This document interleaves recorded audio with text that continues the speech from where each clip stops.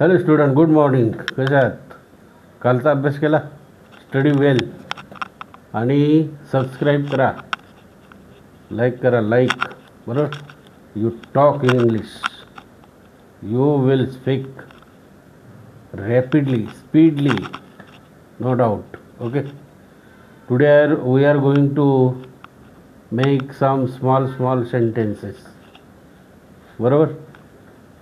छोटे छोटे वाक्य तयार करायचे. सीच्या पुढं काय लागेल? हॅज. आयच्या पुढं हॅव. हीच्या पुढं हॅज. देच्या पुढं हॅव. बरोबर. हे सांगितलं का नाही? वर्ब प्रत्येक दिवशी 10 वर्ब तयार करायचे, नवीन नवीन वहीमध्ये. तो आपला शब्दांचा साठा. म्हणजे verb, subject, verb and object, whatever it may be. काय तुम्हाला लिहायचं ते लिहू शकता. I am walking, she is walking, she is going to school, she has gone, has gone, she has drunk, she has return. बघा, she has return. काळ बघा कसे आहेत. वर्तमान काळ परफेक्ट आहे का कोणता आहे तो लगेच समजतो. कारण सी, ही, इट. बरोबर. त्याच्यापुढे हॅज लागतो आणि त्याच्यापुढं काळाचं भूत आपलं वर्ब, पास्ट पार्टिसिपल, तिसरं रूप क्रियापदाचं, नाही का? म्हणजे त्या काळानुसार बोलायचं. आता मी लिहित आहे, आय एम रायटिंग. तो लिहित आहे, सी इज रायटिंग. त्याने लिहिले, he has return, WRIT. Return म्हणजे लिहिले. RETURN नाही, रिटर्न नाही. रिटर्न म्हणजे लिहिले. असे वाक्य तयार करायचे की जे छोटे छोटे वाक्य करून काळाला अनुरूप असलेले, म्हणजे भूतकाळ, परफेक्ट, इम्परफेक्ट, कंटिन्युअस. कंटिन्युअस म्हणजे चालू वर्तमान काळ, चालू भूतकाळ. ही वॉज गोईंग, चालू भूतकाळ. सी इज गोईंग, चालू वर्तमान काळ. He come to school, he came to school. Does. आता हे हेल्पिंग वर्ब वापरायचं, म्हणजे त्या ठिकाणी तुम्हाला ते सेंटेन्सेस तयार करते. बरोबर. म्हणजे छोटे वाक्य. Past perfect, he had return. नंतर प्रेझेंट परफेक्ट, हीच्या पुढं काय येईल? हॅज. हॅव नाही येणार. Has return, has gone. परंतु पास्ट परफेक्टमध्ये ही हॅड गॉन. बरोबर की नाही? परंतु फ्युचरमध्ये will have, she will have, he will have, it will have, they will have gone. They will have been going to school. बघा, past perfect continuous, going to school, जाणार आहे. म्हणजे असे छोटे छोटे काळाला धरून, अनुसरून आपण छोटे इंग्लिशमध्ये वाक्य शिकायचे आणि बोलायचे पण. आता तुम्ही बोलाल 7-8 दिवसानंतर तुम्ही यू कॅन इझिली टॉकिंग. आता हे बघा, to speak English.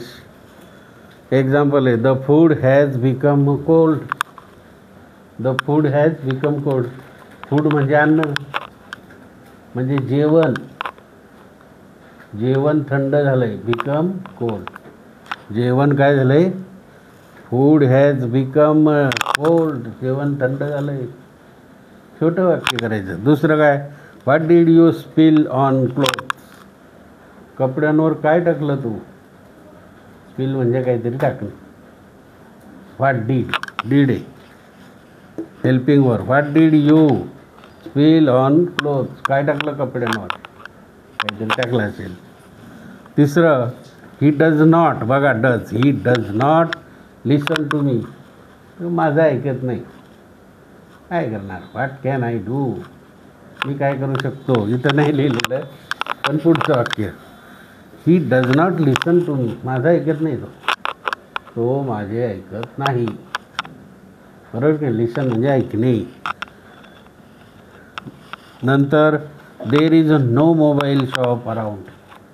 There is no mobile shop around. अरे या सभोवती मोबाईलचं दुकानच नाही. अराउंड म्हणजे आसपास. इथे आसपास कुठे आसपास मोबाईलचं दुकान नाही. You go in Mumbai. No no not Mumbai.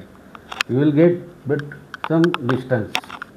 तो काय म्हणतो, there is no mobile shop around.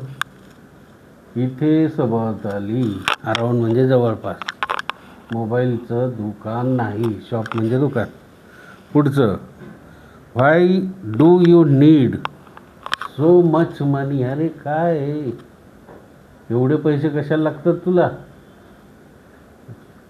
जास्त पैसा का हवाय? का पाहिजे?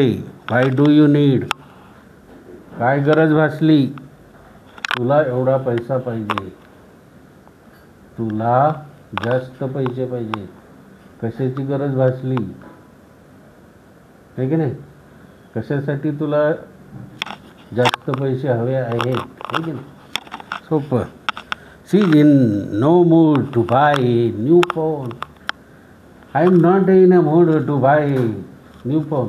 दे are not in a mood to buy new phone. काही पण किती वाक्य करता येतील. Father is not a mood to work in the field because he is a farmer. He is not in a mood to work in the field. असे त्याच्या अनुसरून वाक्य तयार करायचे. तिला आता मोबाईल घेऊशी वाटत नाही. ती मोबाईल घेण्याच्या मूडमध्ये नाही. So she is not in a mood to buy a new mobile. नवीन मोबाईल घेण्याच्या मूडमध्ये नाही. समजलं सर्वांना? करणार वाक्य 2-2 वाक्य करा. 2-2 मार्क दररोज घ्या. आणि अशा प्रकारचे प्रश्न अनसीन पॅसेजमध्ये आहेत, ते तुम्हाला उपयोगी येतील. आणि शब्दांचा साठा करा. Okay, good morning, have a good day. अभ्यास करा.